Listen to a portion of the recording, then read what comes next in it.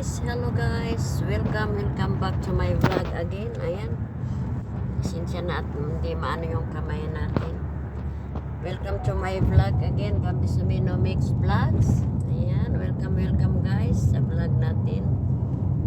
Our video for today as usual, andito na naman po tayo sa ating trabaho. Ayan, shout out pala sa mga lahat ng mga subscribers ko guys. Shout out sa lahat ng mga nag-subscribe. Thank you guys. Thank you so much.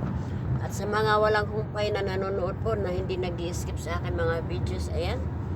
Kahit wala po siyang edit. Ayan, thank you guys to all. Ayan, shout out po sa lahat-lahat ng mga OFW dito na nasa Kuwait. Ayan, shout out sa inyo lahat guys. Kung sino may makakapanood nitong mga videos ko. Ayan. Videos po natin guys about sa itong total ban ng Kuwait.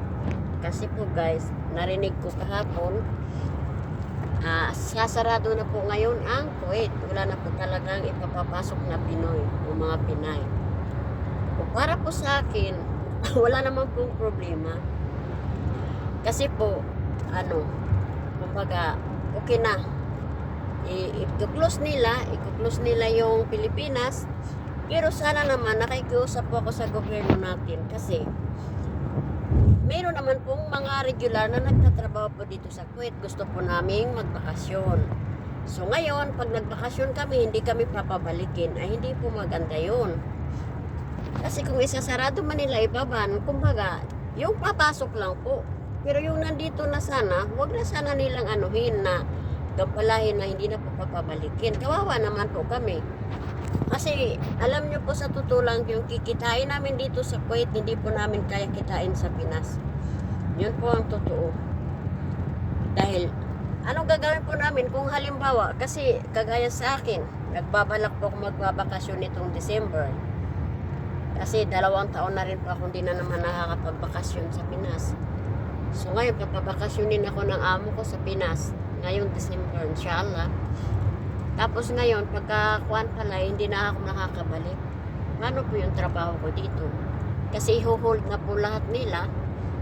Yung mga nagtatrabaho po sa Kuwait lahat. Ay, hindi po tama.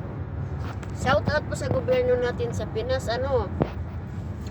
Kasi po, hindi naman po maganda na okay lang, isarado, wala naman po problema doon kung ayaw nyo na magbigay ng worker sa Kuwait. Kasi hindi naman po lahat-lahat na yung mga amo na di maganda. Kaya sa amin na may mga maganda kaming amo dito sa Kuwait, kawawa naman po kasi kagaya sa akin, gusto ko magbakasyon tapos di pala ako makakabalik. Kawawa naman po kasi anong gagawin ko doon sa Pinas?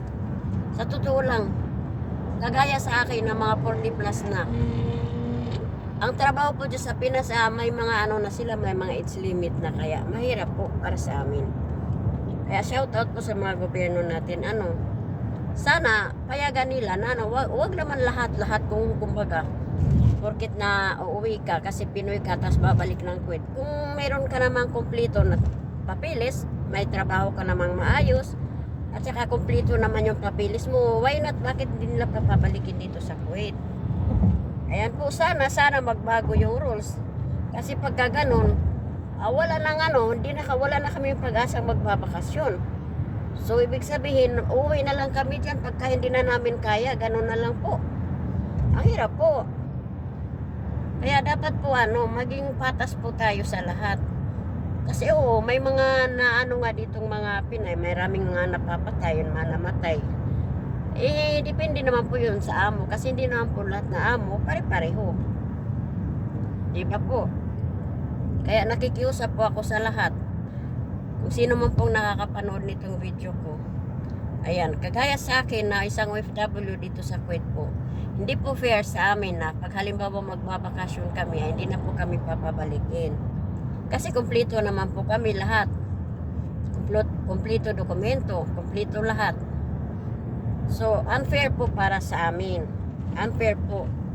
Kaya nananawagan po ako sa gobyerno natin sa Pinas, na sana po, kahit wala, okay lang yun na walang worker na napapapasukin yun ng Kuwait.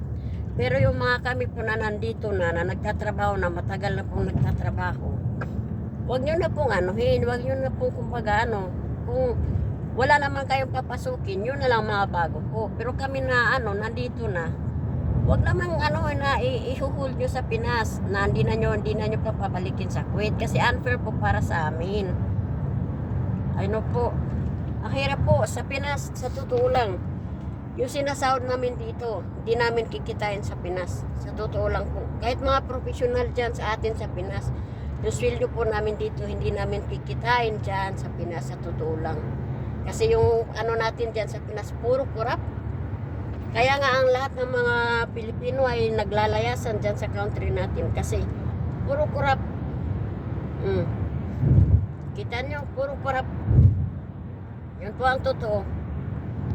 Dapat nga, dito po sa Kuwait, alam nyo, napakaganda ng rules nila dito kasi bilang isang Kuwaiti dito, magka-Kuwaiti ka kasi may income sila dito. May income ang Kuwait dahil sa oil. Pero ang ginagawa ng gobyerno, inaano niya sa lahat ng mga Kuwaiti, may mga sahod. Kahit walang trabaho, walang may sahod. Yun, napakaganda dito sa kanila. Napakaliit po ng nila dito country, pero napakaganda po ng patakaran nila. Maliban na lang sa yung mga hindi magandang employer, kaya yan po. Alam nyo po, yung mga hindi magandang employer, saan po yung mali nun? Hindi po mali ng employer yun, mali ng agency. Kasi dapat po yung mga agency na alam naman pala nilang may record na yung mga employer, dapat di na nila pinapayagang kumuha uli ng mga kadama. Yun po tama. Hindi po kasalanan yan dito ng mga dito sa Kuwait. Kasi alam naman pala nila na may record na. Kagaya po sa akin, ako isang bilang akadama po dati. Kaya nung time na yun, nung namatay sino ba yung pinatay ng amo din niya? Ka-agency po namin yun. Yung sino ba yun? Yung kinuhanan ng utak po. Ka-agency po namin yun. Kaya nung time na yun, natatakot po kami magpa-deploy uli. Kaya ang ginawa ko po noon, sabi ko, uuwi na lang ako ng Pinas. Kaya mamaya, i-deploy nila kami, baka mapunta kami doon sa mga amo na yung namamatay ng tao, namamatay ng kadama. Kaya po yun nakakatakot. O diba? Hindi po kasalanan ng dito sa Kuwait. Kasalanan po ng mga agency na yan kasi hindi po sila na dapat yung mga employer na may mga kaso na po, dapat din na nila binibigyan ng ng kadama uli. Dapat nila. Di na nila kukuanin. Sinasaalang po nila yung buhay ng mga katulong. Kasi alam naman pala nila na may record, may ganun. Bakit papayagan pa po nilang bibigyan uli ng, di ba, ng kadama? Unfair po para sa amin na kami ay nagtatrabaho dito, may maayos kaming trabaho. Tapos ngayon, pag uwi kami, hindi na kami papabalikin. Unfair po. Kasi kami dito, legal kami nagtatrabaho. Ang dapat lang po hindi pa uwiin dyan sa Pinas, yung mga hindi po legal dito. Yung mga hindi po legal na mga takas, yung ganun, mga walang papel, dapat yun ang pauwiin. Pero sa kami dito po, kasi kami dito nagtatrabaho kami ng maayos, so unfair po para sa amin. Sana magbago ang rules. Sana araw-araw naman nagbabago ang rules. Kaya sana po, yun lang pong pakiusap ko sa atin. Unfair po talaga. Kung nagkakamali na, dapat na sa mga na yun. Sa mga, kumbaga, yun dapat sa agency, unang-una talaga ang agency. Sa totoo lang po, ilang kadama po yung tinulungan ko dito. Lahat po ng alam niyo po yung mga nagre-recruit dyan sa Pinas, ang dami nilang na wala kang problema, ganito, ganyan. Pero ang totoo po, kasi naging isang kadama po ako. Ang totoo po, nagkakapera sila dyan, bawat ulo ng mga tao, nagkakapera sila. Pag nakaalis na po yung aplikante nila po, wala na silang pakialam dito. Yun po ang totoo kasi ilang kadama po tinulungan ko dito na minaltrato ng nila. Minaltrato ng amo o anak ng amo. Pero po, may nagagawa po ba yung mga recruiter dyan sa Pinas? Wala po. Yun ang totoo. Kaya tapos na nila mahawakan yung pera, mapaalis na nila yung tao dyan sa Pinas. Wala na po silang pakialam. Yun po ang totoo. Wala na silang pakialam sa aplikante nila dito kung iihawi man o kakatayin man.